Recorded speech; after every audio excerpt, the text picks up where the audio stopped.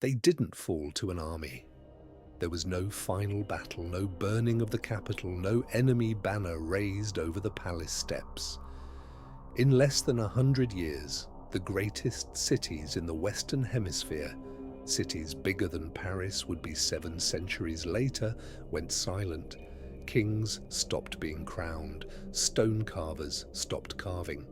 The last date anyone ever bothered to chisel into a Maya monument is the year 909. After that, nothing. Not a war record, not a farewell. Just jungle closing in over rooftops, one leaf at a time. Millions of people didn't disappear, but their world did. And 1300 years later, we're still arguing about why. Picture the Maya world at its height, somewhere around the year 700. Not scattered villages in a jungle, cities. Tikal alone may have held 60,000 people, its temples piercing 200 feet above the canopy, painted blood red and visible for miles. Calakmul, its great rival, commanded a network of allied kingdoms stretching across what's now 4 countries.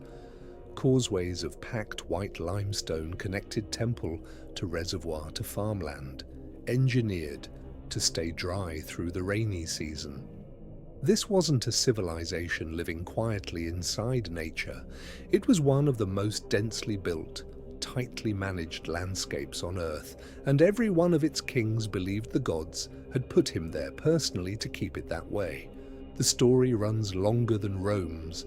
Villages by 1000 BCE, kingship, writing, and the first great pyramids by the late pre-classic. A classic period golden age from roughly 250 to 800 CE, when dozens of independent city-states rose, warred, and intermarried under their own dynasties. Then, starting around 750, cracks. One by one, the great southern cities stop building, stop recording history, stop, period. By 900, most of the classic heartland is empty. The story doesn't end there. Some cities in the north, like Chichen Itza, will rise and thrive for centuries more.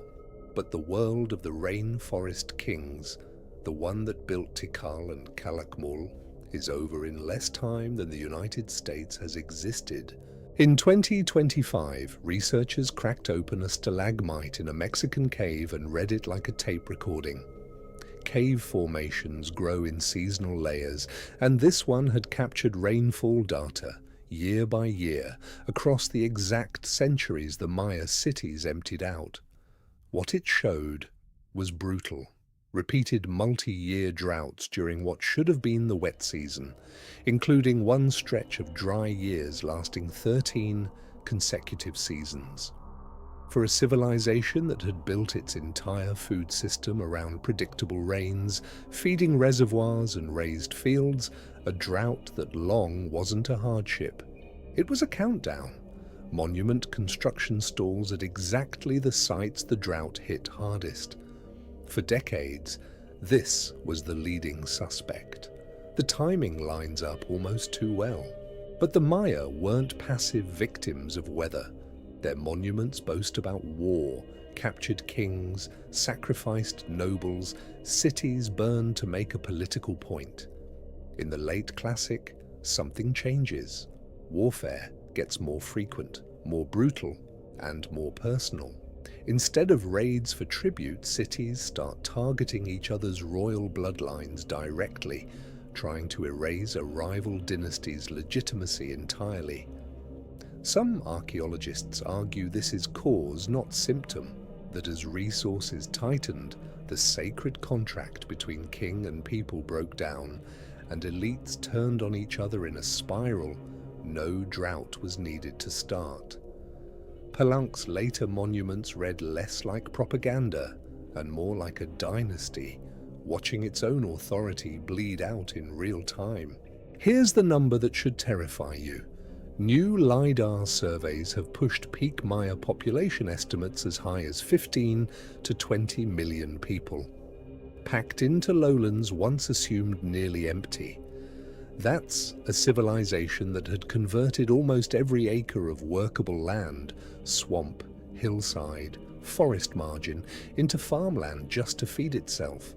Pollen records show forests stripped for fuel and construction across entire regions, soils thin under generations of overuse.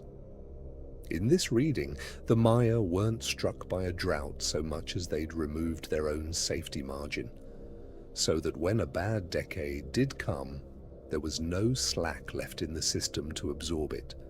Success, in other words, may have quietly built its own ceiling. A less dramatic theory, but a compelling one. Geography stopped cooperating.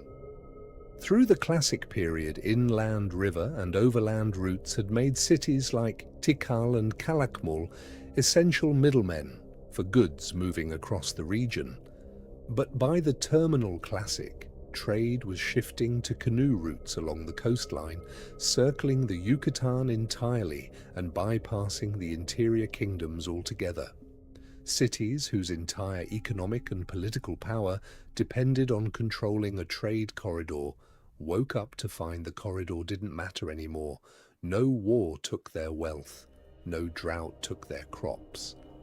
The world's economy simply rerouted around them, and divine kingship, it turns out, is a much harder thing to justify once the treasury runs dry. Here's the twist almost nobody expects. A 2025 study modeling dozens of classic cities found that many were abandoned during periods of improving climate, not worsening it. Drought doesn't explain that. What does is something colder: interdependence. Maya cities weren't isolated kingdoms quietly enduring their own local disasters. They were one interlocked network, economically, politically, ritually. Sediment cores from the city of Itzan show no drought signal at all during its collapse, even as population there fell in lockstep with cities that were drowning in drought. The most unsettling explanation isn't that one crisis broke the Maya world. It's that the system was so tightly wired together that a crisis anywhere could collapse everywhere. A domino effect with no single first domino anyone can point to. The most recent evidence didn't come from digging. It came from lasers. Airborne LiDAR, capable of stripping away the jungle canopy in a 3D scan, has revealed an entire hidden Maya world.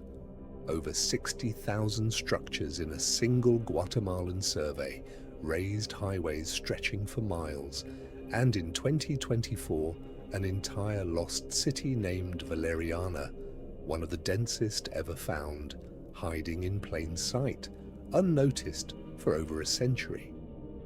Regional LiDAR surveys have now pushed total lowland population estimates past 16 million.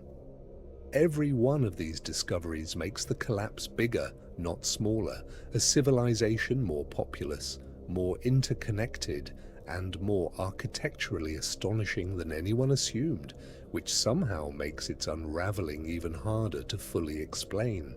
There was no single killer. Drought stressed the system. Overpopulation removed its cushion. Warfare shattered the political order that might have organized a response. Trade routes moved on without asking permission. And underneath all of it, an interconnected network of cities meant no single failure stayed contained. The classic Maya world didn't fall. It unraveled, thread by thread, faster than anyone inside it could have understood while it was happening. And one thing the ruins don't tell you: the Maya never left. Millions of their descendants live in that same region today, still speaking Maya languages older than the pyramids that collapsed around them.